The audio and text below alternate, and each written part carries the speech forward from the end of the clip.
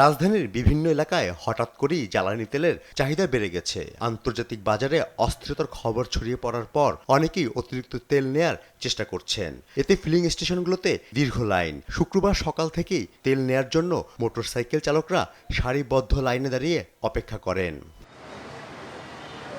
বেশিরভাগ পেট্রোল পাম্পে নির্ধারিত সময়ের আগেই শেষ হয়ে যাচ্ছে অকটেন ও পেট্রোল।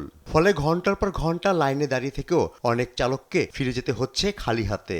সরকারে যখন ঘোষণা দিয়েছে, পরশুদিনের পত্রিকায় দেখলাম 14 দিনের তেল স্টক আছে, তখন মানুষের জানার পরে থেকে শুরু হয়েছে আপনার তেল নিয়ে হুড়োহুড়ি করার।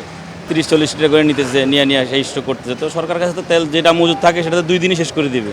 আমি যে সাইনবোর্ড থেকে আসছি ওইখান থেকে তেল নেওয়ার জন্য গেছি, এরা বলতেছে তেল নাই, তেলের সংকট, তেল দিতে চাচ্ছে না। তো আবার এখানে আসলাম এই পাম্পে।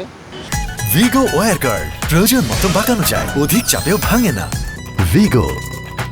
সকালে আমি মিরপুরে তালতলায় খুঁজছি, তেল দেয় নাই। 14 নম্বরে গেছে, তেল 100 বাইকের সিরিয়াল।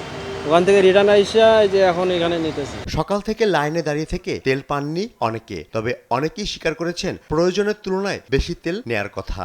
তেল সংকটের কারণে যদি আমরা সবাই ফুল ট্যাঙ্কি লোড করি তাহলে তেলের সংকট আরো তাড়াতাড়ি আমাদের পড়বে। আমি প্রতিনিয়ত ফুল ট্যাঙ্কি করি, মানে খালি হয় আমার ছোট গাড়ি, তো ফুল ট্যাঙ্কি করলে চালাইতে বেশ আরাম লাগে। ট্যাঙ্কিতে তেল আছে কিন্তু অথচ তাও আবার তেল উঠে দিয়েছি। আবার বাড়িতে যাবো, যদি বাড়িতে যাওয়ার সময় না পাই মাথা তো নষ্ট হয়ে যাবো। এই জন্য আমি আবার 1000 টাকা তেল নেবে এখন।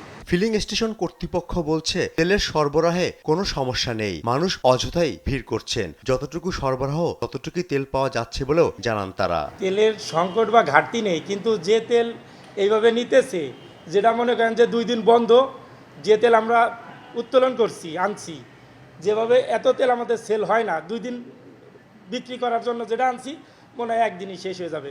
যেটা প্রয়োজন হইলেও নিতেছে, প্রয়োজন না হইলেও নিতেছে। এই জন্য দেখা গেছে একদিনই শেষ হয়ে গেলে 2 দিন এই ক্রাইসিস থাকবে, 2 দিন আবার পাম্প ড্রাই থাকবে। ফররুখ বাবু, দেশ টিভি, ঢাকা।